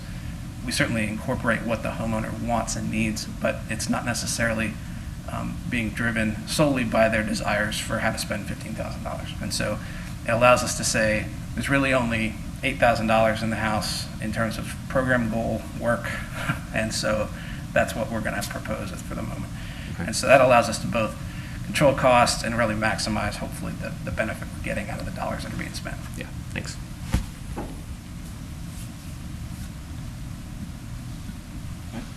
Do we have any idea how many people in Apex might benefit from this program? We heard from Shannon, we might have 2 that apply for the county programs, but some of that goes to your point about your question about outreach. And that's there. Yeah, you said you had some folks. I believe we have, I think I looked this week, we have 7 or 8 folks on the list, our list right now within the municipal limits of Apex, and then we've served a couple folks in the last year, and we believe there'll be more. Yeah, so not 100% sure. What we found in Cary and in other places, we've worked for several years with Garner, the town of Garner, and it took several years to have folks. We would get a trickle of applicants, and then as we started doing more work, folks started realizing this was a resource and coming out. So Thank you. the trickle has become a flood. Could you speak a little bit more to this, something, Sean, that you touched on earlier about the 250 number and where that came from, and what's Cary's level of investment here and Garner's level? And Sure. I believe it's Cary's 200? 300. Three. So there were 3. So we were just kind of proportionally, we were looking at what they, where Cary was, and then where we could possibly be. Mr. Mahaffey, there's not, it was a balance, right? So it's not necessarily tied to a specific outcome with that number. It's here's $1 million in roughly with the tax in the affordable housing fund at this point, but it's just started. We didn't want to propose something that would deplete it completely, because there's other things that will be coming your way. So we're trying to be mindful of that. We felt like proportionally what Cary was looking at a little over 300. We felt, well, 250 numbers wise, they're almost 3 times our size. So we're trying to keep that in mind as well. We felt we were giving, per capita, we were actually offering more in terms of what we were trying to do, so make that available. And to the 15,000 point, I know Shannon and Diana and I kind of went through what's that number, and we wanted to make sure it covered costs. Luckily, Shannon talked to the county, and there's these other things that come in there. 15,000 allows you to get, again, it's about 16 homes, little, not round number, but it gives you about 16. So we're trying to also make sure we can provide for folks too. So, Mr. Harvey, not a specific tie-in, just a bunch of different factors that we consider to kind of come up with really a round number. That number can fluctuate up and down based on what council wants to allocate in the budget every year. So this will be something that comes forward to you every year to kind of consider. And it also depends, when we look at what the penny brings in each year and what other requests you have. From the affordable housing study that's being done, there will be other recommendations that come to you. Some of those may include need for funding from that source. And so just trying to balance that. Well, actually, and most recently, you just allocated a grant from that same source to cover some other affordable housing.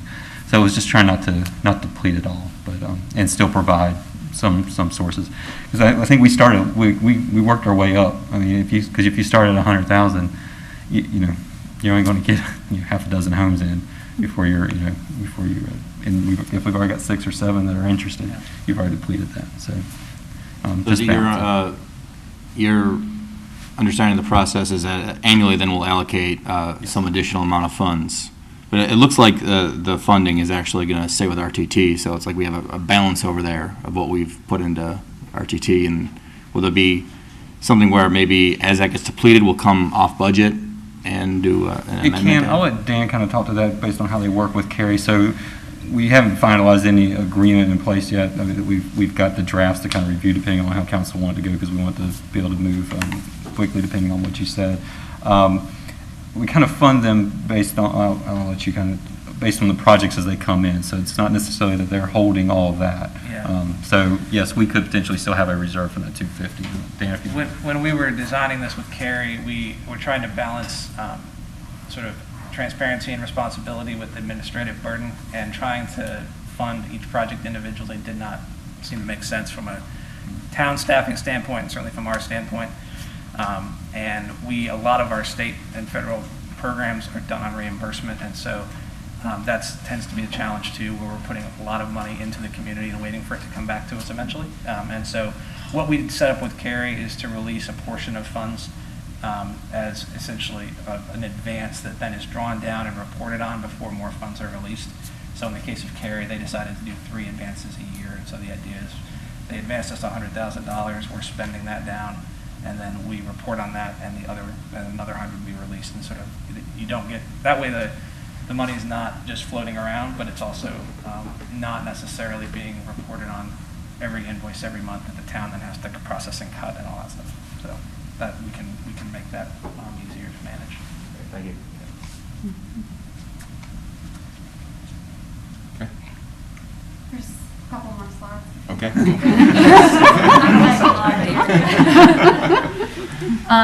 And I just wanted to get back to Ms. Stallings' initial question about marketing or advocacy. And that does kind of get to the next slide because that's something that is certainly emerging from our work on the Affordable Housing Plan, that all of these tools will need to be paired with education and public engagement. So you'll see that when you see the draft plan, you'll see that as a strong theme. So what's on the slide now is input that we received from the initial public input survey. And so we asked the public, these are the subsidy tools that were included. We asked the public for input on whether the town should provide this type of assistance. And so the Apex Cares program falls under this owner-occupied rehabilitation assistance category of a subsidy tool. And 33% of respondents to the public survey indicated they believe the town should provide financial assistance for home repairs for low and moderate income homeowners. And the steering committee's been talking about this feedback, and there was very limited information provided about these tools and what they mean and what their effect can be. So you have to take that with that understanding, but we wanted to share what the public said initially.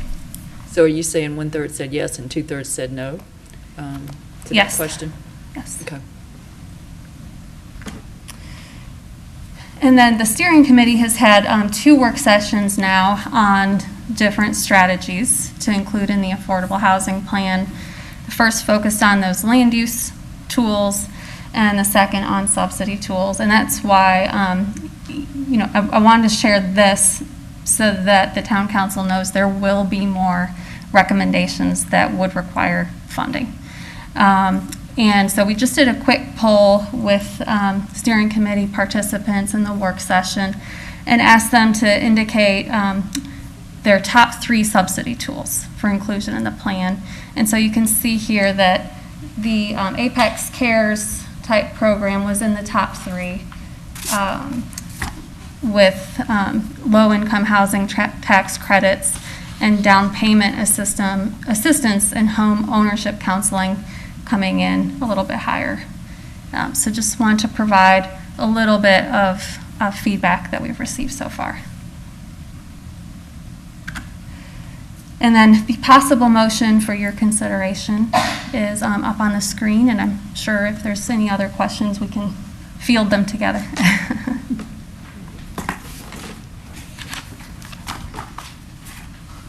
Okay. I'll make a motion to approve. I second it. All right, we got a motion and a second. Any more discussion on it? Yeah, I would just say that I can't remember when the initial survey was, and that I imagine that the more people learn and understand, and some people are going to get more empathetic, especially if they're pulling the COVID-19 tool through their lens through this, or equity lens through things. In learning more about it, I think that if you ask the question now and had, like a paragraph of, of things, and then they read and then asked the question, or was even in a focus group situation where you really get to talk and learn about it from an expert, I think that the public would probably have a higher opinion of that program at this time. But that's just not the way we're able to do things in this moment, you know, so. And there will be more opportunities, so we'll have a virtual public presentation of the draft plan, and there'll be an opportunity to share more details about the recommended tools at that point. And then definitely as part of implementation, it will have to be kind of a continual part of the process. Okay, we got a motion and a second. I just want to add, I think this is a fantastic program. I'm really excited about it. And I think what I want the public to know is to recognize that we talk about affordable housing. Programs like this, it's not just about building affordable housing. It's what people go to. We're going to build a bunch of affordable buildings. And that's a separate issue. Like what we're talking about here, this helps people stay in their homes. You know, right now there's people living in situations where they have basically substandard living conditions because they can't afford a roof repair or an electrical repair or something, you know. And they don't have any options. This gives them an option, you know. I guess your only option is to either sell the house and move to somewhere else, you know, where it can get, or just kind of deal with it. And those are not great options. This program really provides another option for people. It helps people stay in their homes. It helps some of our older homes stay in existence because, you know, if you sell a home like that, sometimes they knock it down and they subdivide it and build 3 massive houses on a tiny little lot. So this is a great program which addresses a dimension of affordable housing that I hope everyone can agree is needed. I'm excited to see this. Yeah, I agree, and I was thinking about, you know, how, like, just the accessibility, like, there could be someone who, like you mentioned, that, you know, has, you know, a home that has a strong, you know, value, for example, but that person could have a trauma, they could have an accident or get really sick, and just, you know, it could be temporary, it could be long-term, it could be permanent, but they might need some help getting their house up accessible, you know, and they have zero income because they have a job where, you know, they're independent contractor and there's not all these other things for them. So, I mean, I think it provides that. I think it, you know, provides people to age in place, and be able to, you know, not have to move out of their own community. I think, you know, preserving a place, you know, housing is one of the key things, you know, provides, you know, a healthy place for us to be. So it doesn't just keep that, but it also prevents foreclosures and short sales which aren't good for anybody, including the community. So, and I do like the layering of different resources and really want to talk more about, you know, the idea of having somebody to help us get people to understand those things. So that is in the work. So, and I just appreciate the meetings that the mayor and I are on. We don't vote and all, but, you know, but those meetings are excellent. So one of the members is here, so. I will also say that, you know, affordable housing in general is such a multi-pronged approach and is so different. It looks different in every area. I talked within the past year to a city councilman from Sanford. Within the last 8 to 10 years, they implemented, or they were trying to address affordable housing because people were just leaving in droves and were trying to figure out how they could help. And this was one of the ways that they addressed it. It was their, I think they said 80% of the way that they addressed affordable housing within Sanford was through rehabilitation so that they could keep naturally occurring affordable housing from leaving. So I think this is a great, you know, first approach for us, and we may find that this program, we get a lot more interest than we think, so depending on our outreach. So I think this is a great first step, and, you know, can't wait to see what else happens. Okay.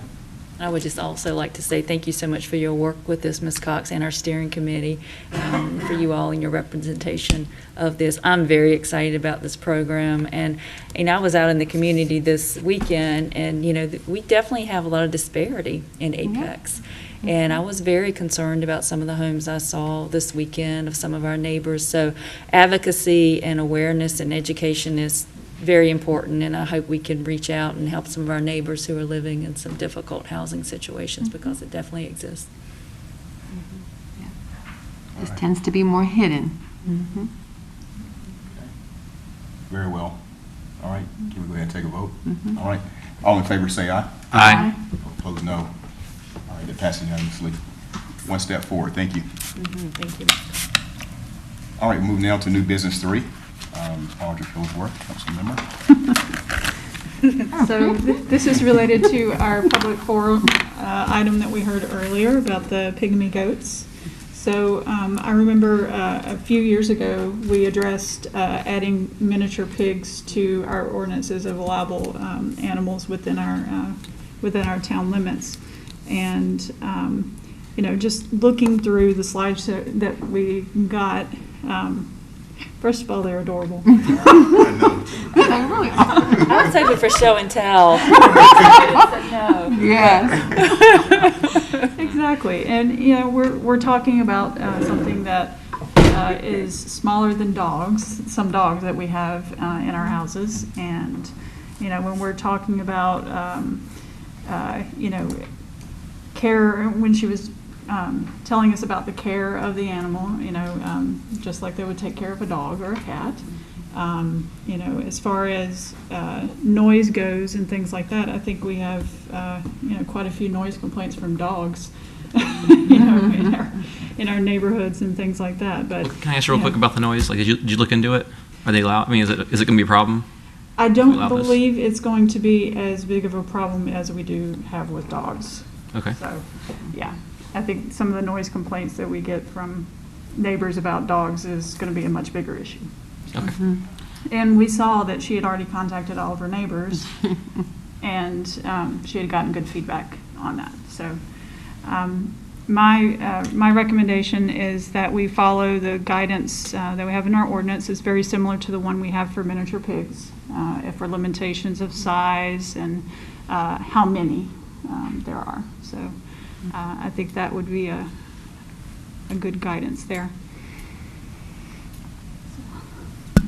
Well, and I feel like the presentation brought us a lot of joy. We didn't know why we were laughing, but we were all laughing about it, and she was laughing, and so yeah, they're really cute. And I remember, Mr. Ganton, we did this before. You had us say we oinked instead of said yes. So I don't know what sound they make, because if we had a video, I didn't take time to research that. I don't know what sound they make. I forgot about that. Yeah, that's right. Thank you for remembering.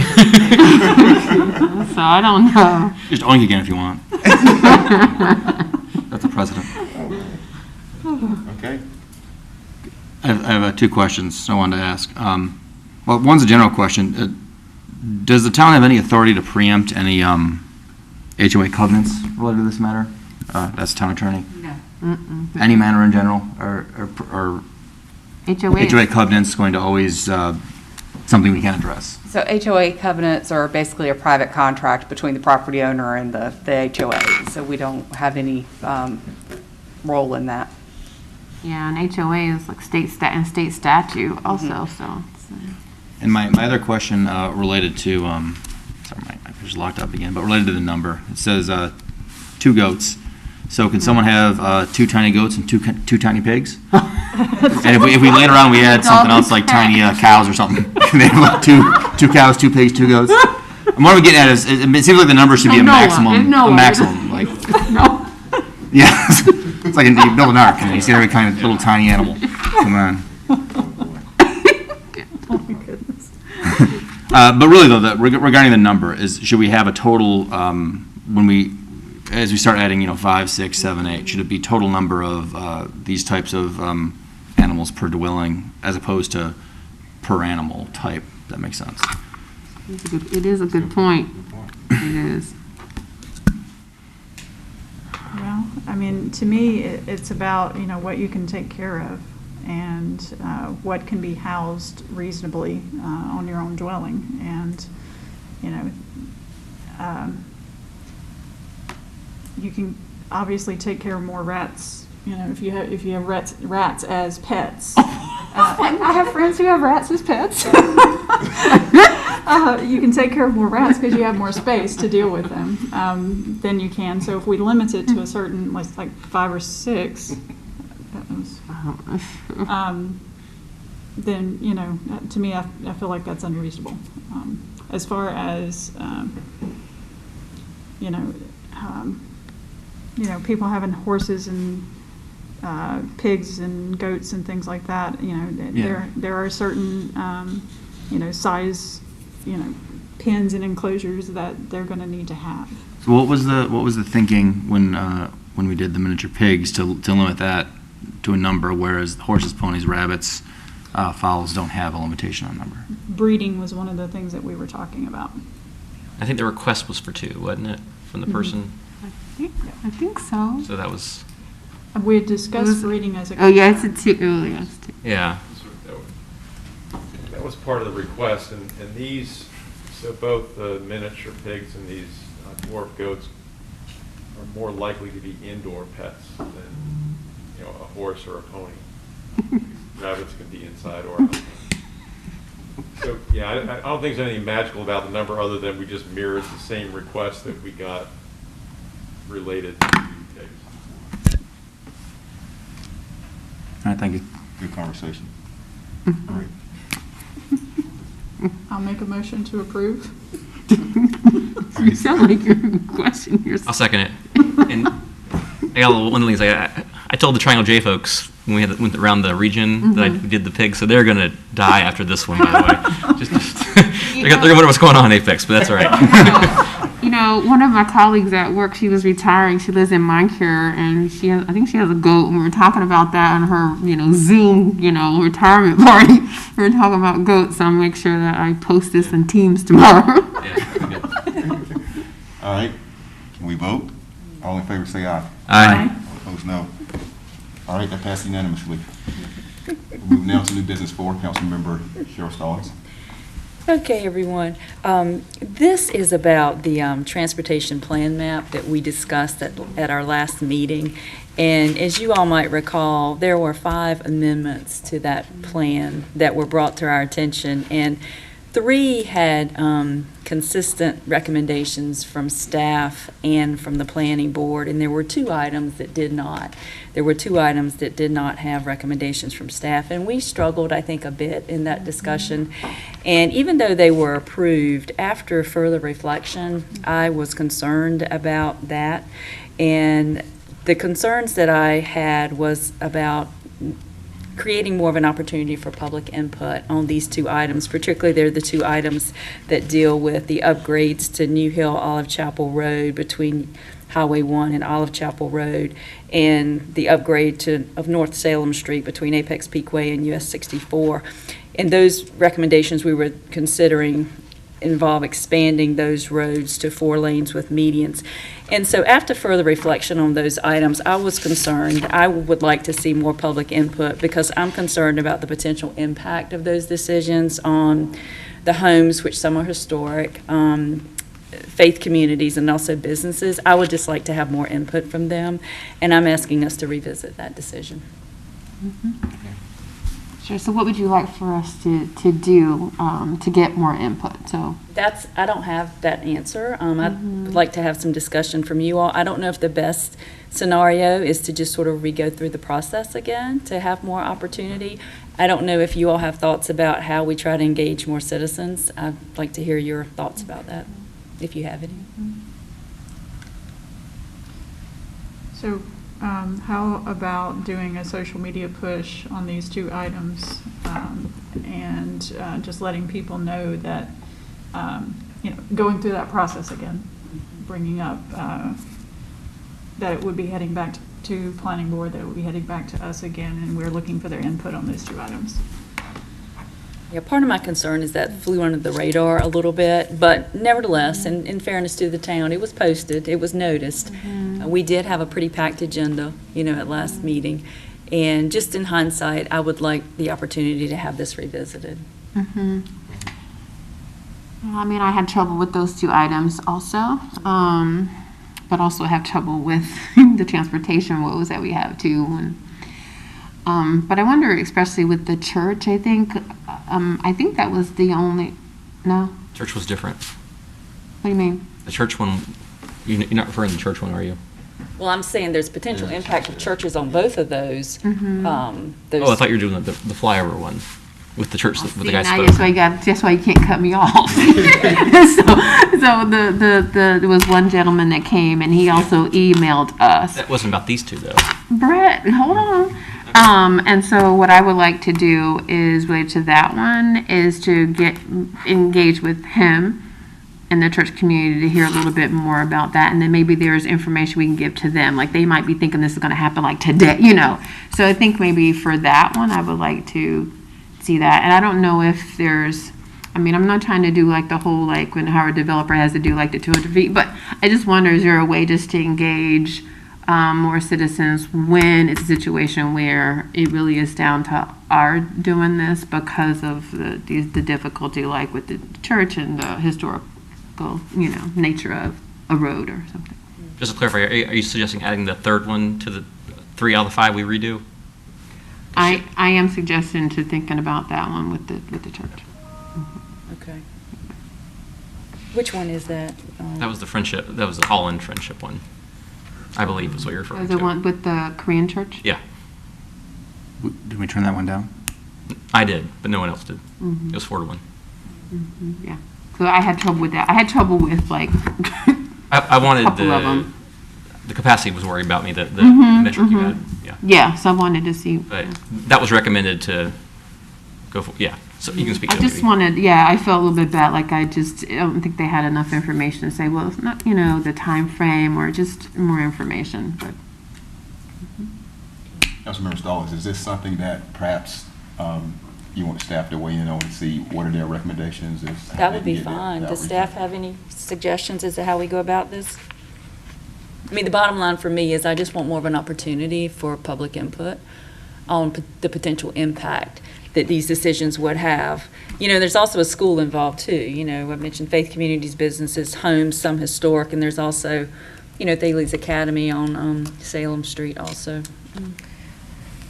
So this is a difficult question. I know. I I welcome your expertise, though. Anyway. We don't ask easy ones. I'd like to talk about goats, but so these particular amendments came from the Regional Southwest Area Study. There was public engagement as part of that study. So a lot of the amendments that we bring forward do not even have that level of engagement, but there were workshops, social media pushes, website information. So it came from that regional study in this case. The particular amendments that the town council voted not to approve, the Holland Friendship, which are now not added to our transportation plan, staff did have conversations with representatives of that particular church and their concerns. There were conversations explaining that this does not mean it's going to happen, you know, tomorrow or even in the next 10 years because it's not funded. So those conversations did happen, but the concern was still there and still, you know, widespread. I think it will become difficult if we just start to target areas around specific transportation plan amendments, because then we're not looking at the benefit to the community as a whole. We'll just hear from the people who would have the most impact. And that's difficult, and that's why this is a hard question, because there's definitely impacts of transportation projects. There almost always will be. There's also benefits, and when you hear from the whole community, that's when you see those benefits. So that's why, you know, the transportation modeling helps to make decisions, and knowing the overall community priority for improving mobility and connectivity and alleviating traffic congestion. I mean, I think those are the kind of framework community priorities that we use when making recommendations and for town council consideration. So I'm just not sure what additional information we would get if we redid the public notice. And I would be very hesitant to do targeted mailings around a specific project. Yeah, I think some of the heartburn I had was the ones where you all didn't have recommendation. And so it might be just maybe, you know, you know, you, Ms. Solly's talking to them a little bit more about it, so it's not a public meeting, that's just like, maybe talk a little bit more about that, but that was something that caused me a little bit of heartburn because, you know. And it did me as well, because, you know, staff did not make recommendations on those two, which led me to believe that it was maybe difficult for you all as well. And that feedback we can certainly use as staff and say, okay, we have to make a recommendation when we come to you one way or the other. So just to kind of recap, that was no planning staff recommendation. Looking at it from, you know, the traffic lens, there's support for that. From emergency services, generally, you know, there's support for those projects. It's planning staff that try to weigh that with overall, you know, context, and that's where it becomes a little more challenging. But we can certainly take your feedback that, you know, town council desires a planning staff recommendation and make sure that we provide that. Well, given that this is a long-range plan anyway, what's the worst that could happen if we just went through the process one more time? You know, to have an opportunity for more citizen input.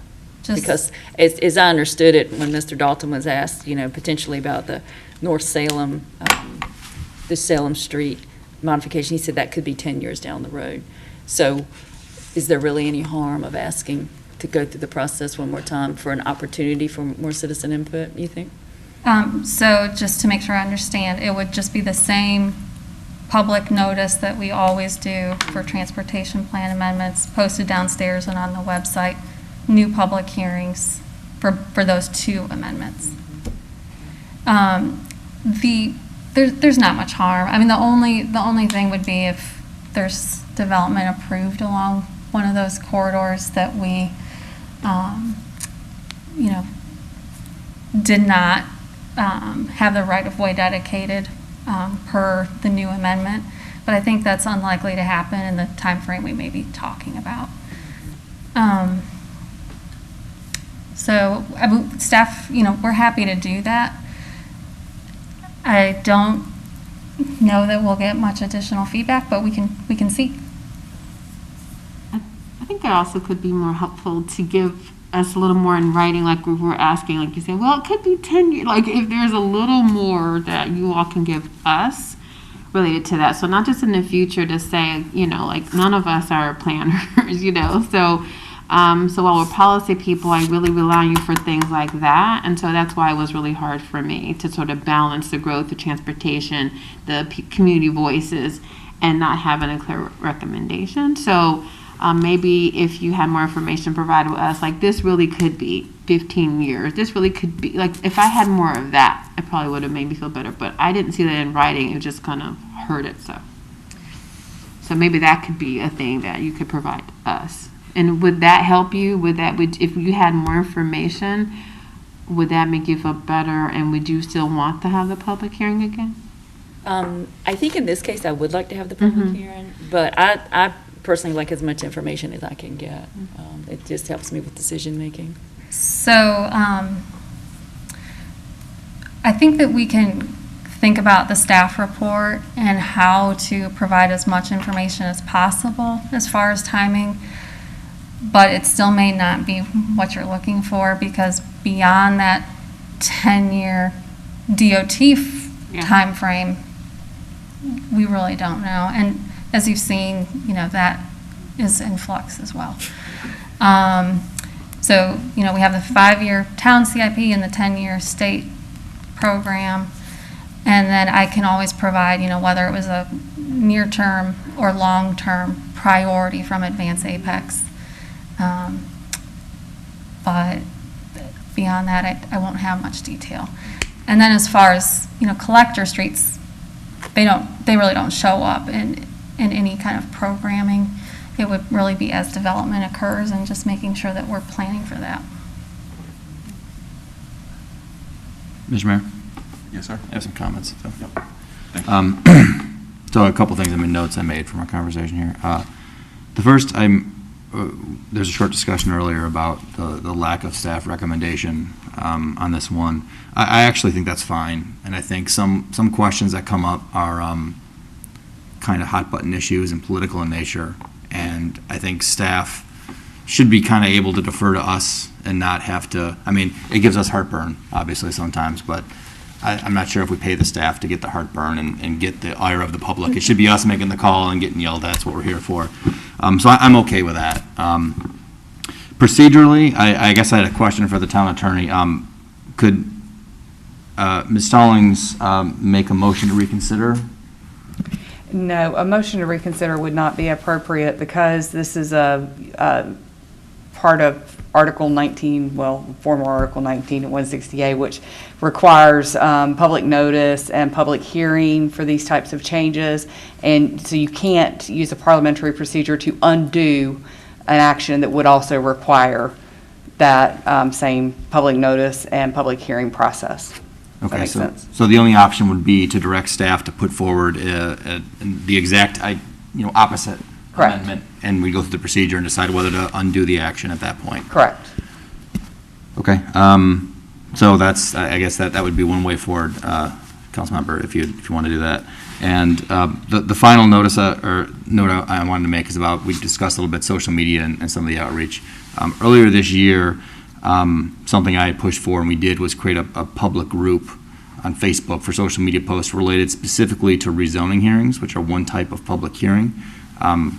Hearing the discussion, maybe one thing we should consider is just expanding that to all public hearings. Just whenever you post a public hearing webpage, make a public hearing post on Facebook, and then that would be a little bit, a way to get a little more exposure, a little more work for the social media person, but it would provide an avenue for someone who doesn't pay attention to a webpage, who may pay attention to the public group.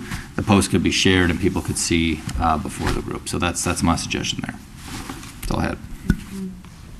Yeah, I think we can under-communicate. I don't think we can over-communicate. And so I would err on over-communicating, trying to find all the different ways we can connect with people. Yep, and I think as far as, public comment, any way we can get it from people, I think is worth providing that opportunity. So. I'd like to chime in real quick too. I totally agree with the no recommendation idea. I think some things, should be the people who are accountable. The folks who are accountable to the people should be the ones making the calls. So I agree with you on that. When weighing the Salem and the two you're referring to, I thought about long and hard about transportation versus negative impacts, and I don't believe hearing about those negative impacts will be new information that I will have to make for this decision. And there was a public hearing at the planning board and here, and I had forgotten even that there was the stuff before that. So I think this is confusing. We'll confuse the issue, and it's added work without new information that will be provided. So I don't think I'm not going to support this, but yeah. And I want to say, I don't have any trouble making any tough decisions or being on a 1 to 4. I've been on 1 to 4 for years for things. I don't have a problem with that. But when I don't feel like I'm just not, my mind doesn't work that way around transportation, trying to figure out 2-lane to 4-lane, balancing the different projects in the future. That's something that's a little bit harder for me to assess that. And so I don't have problems figuring out whether I want X development in this location at this time. I don't have a problem with that. I think everybody knows that. I do have a problem with trying to figure all that out at once. Developments there, coming, the people who are already there right now and the impact of them. I had a problem with those things, in particular. I don't have any problem making tough decisions. Well, and it's understanding, people's perspective. We are only one person, and we can understand our perspective completely, but we can't understand, other people who live in it on a daily basis or who go through it on a daily basis. And I think, like you said, having the opportunity for that public input, and even if we have to do it twice, I think is a good idea. So Ms. Hoy, what does my motion need to be if I'm asking that we reevaluate this? What's the I think correct? it's just a motion to give direction to staff to bring back an amendment, or, those two issues as a transportation plan amendment through the process. Okay. So I'm making a motion to ask staff to bring back an amendment to this transportation plan map, as we've discussed. Second. All right. Any more discussion? All right, all in favor say aye. Aye. All opposed, no. No. All right, passes 4-1. Thank you, Ms. Collins. May I request clarification? Are you also giving us guidance that further, in the future, transportation plan amendments need to be advertised through the social media list? And I'm not exactly sure how that works, so I may not be phrasing that the right way. That wasn't part of the motion, but my suggestion, if there are no objections, is to expand that group from from making posts about public hearings related to rezonings to just anytime we have a public hearing, whether it's transportation, a rezoning, even annexations, whatever we do, just make it part of the process. You update the webpage, you go make a post pointing to the webpage, would be my preference. So you don't believe that it'll overload, that people start ignoring it because there's so many? Because there's a lot of things that I don't think there'd be much public interest in. That I think people only pay attention when it affects them anyway. So, and we only have 10 a month. It's not like there's 100 a day. It's like Yeah, I've not 3 a had month any- versus 10 a month. Oh, excuse me. I have not had anyone say, I am tired of y'all sending me information about my town. I just haven't heard that, and since 2013. So I have heard the opposite. I didn't know about this, or I didn't know, and so I think I'd err on more communication, especially during a pandemic, than less. We're not out and seeing people and engaging regularly with them.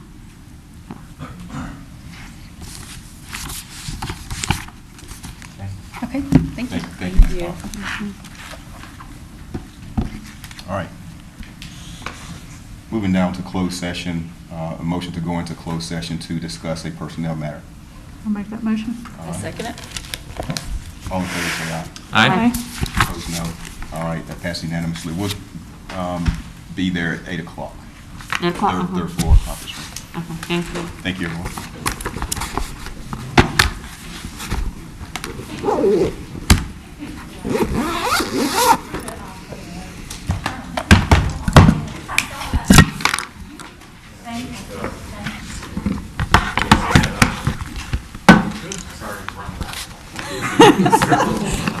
Who's that? I heard my daughter. Oh, she's still. What's going on out there? Okay, so, I heard this, I know the kids are still on.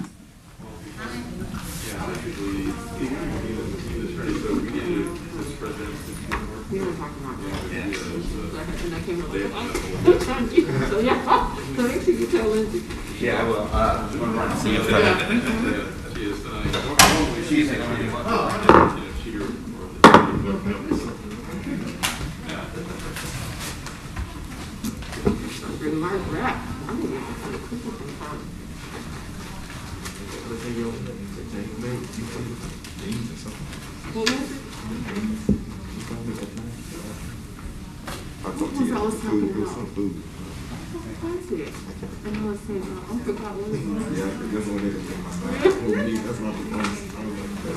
And then I remember when I looked at the video and you had offered me, where there's an great, anything we need to start with the great kids on it. And I think I'm going to get real snacks. So you have not set up. All of this is. Thanks, I did too slow. I do. Mine comes out on the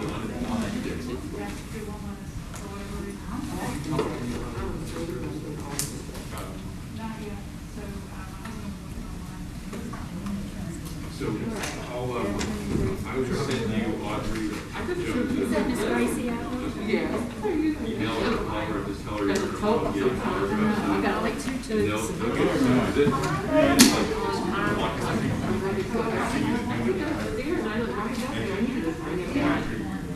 Are we going to a different? Yeah, I hope they were close. Tell me, I think for some reason I can't get this, Thank you so much. You too. That's my number. you on DPU? Yeah. I thought you were. Oh, yes. Still got the Secret Squirrel car? For now, yeah, they're getting ready to put it out to pasture soon, though. Oh, well, we got one new one. Kid Foster got it. Another Explorer, unmarked, and I think they have another one in the shop yet. So I think the kid Pope is getting that one. So then we'll see. Make it back to a marked car for now, and then figure out whatever. It is what it is. It's a company car, right? Hey, listen, that's it. Well, I mean, I pay taxes, so I'm still paying for the gas. So either way, That's right. That's right. Yeah, that's right. You are paying for it. What are you going to do? Could be worse, like I said. Could be rain. That's true. All right, you be careful. All right, so you have a good evening. You too.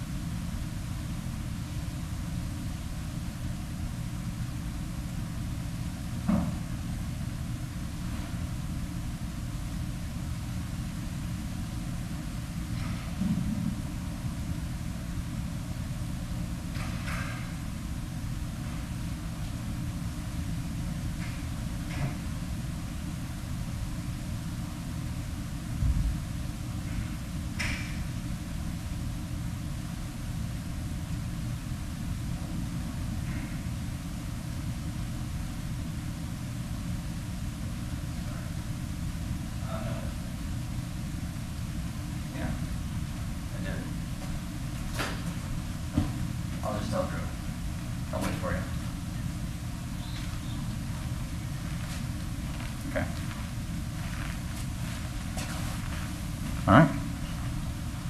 Yep. See you. All right. Is the sliding door downstairs locked right now? No. Oh, they're not? No. Okay, great. That takes care of that. Lindsay's on her way to grab the girls. Oh, okay. So I was worried that she wouldn't be able to get in if I went upstairs. Because there's not going to be anyone anywhere but up there, I'll probably lock them on the way out. Though. Okay. All right, now she should be here in like 2 minutes. She's by Edith Ferry. Okay, cool.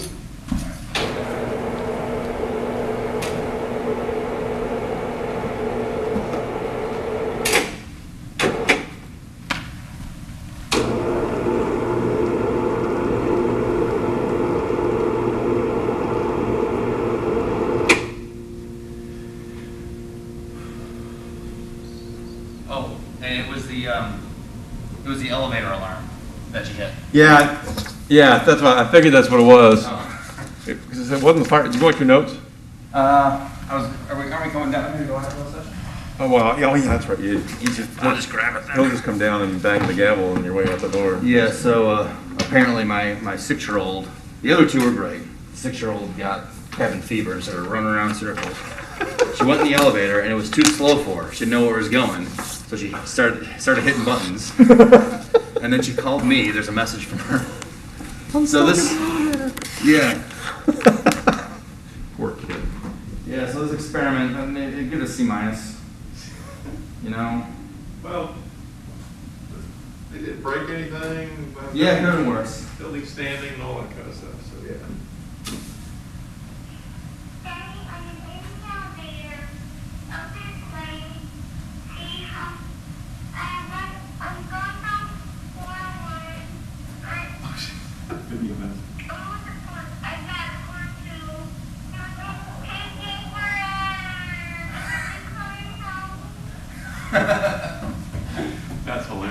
Yeah, so. That's our elevator, kid, sorry. That is mystery solved. Really slow.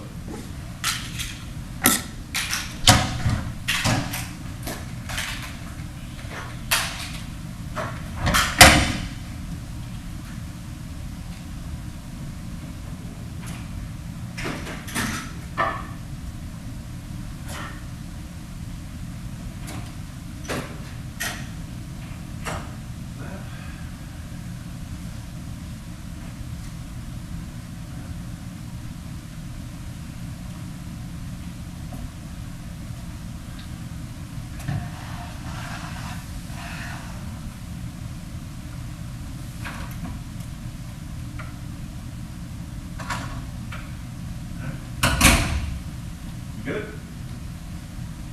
Yeah.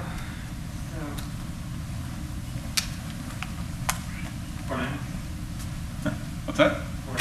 Yeah. Is this your mount? Oh, thank you, yes. It is. Oh, you didn't have it.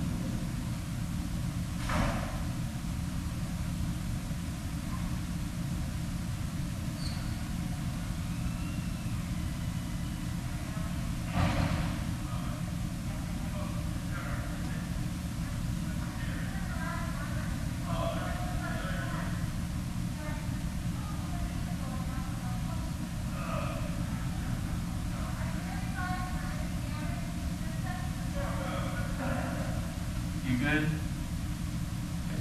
Thank you. Have a good night.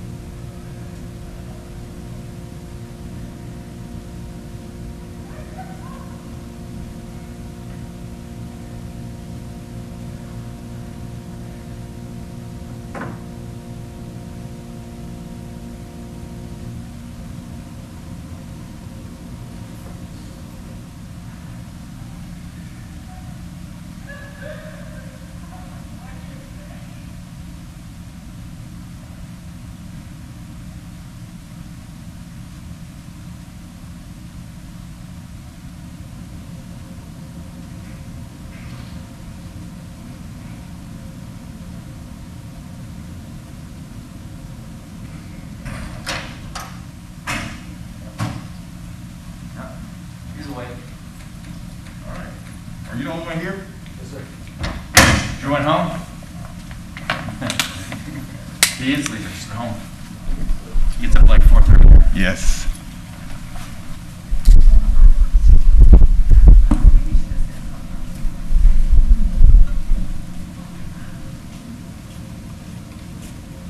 Guess we need a motion to come out of closed session.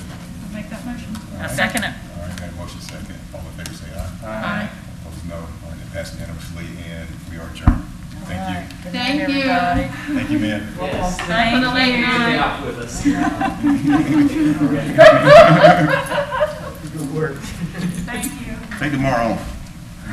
Take tomorrow off, man. You good.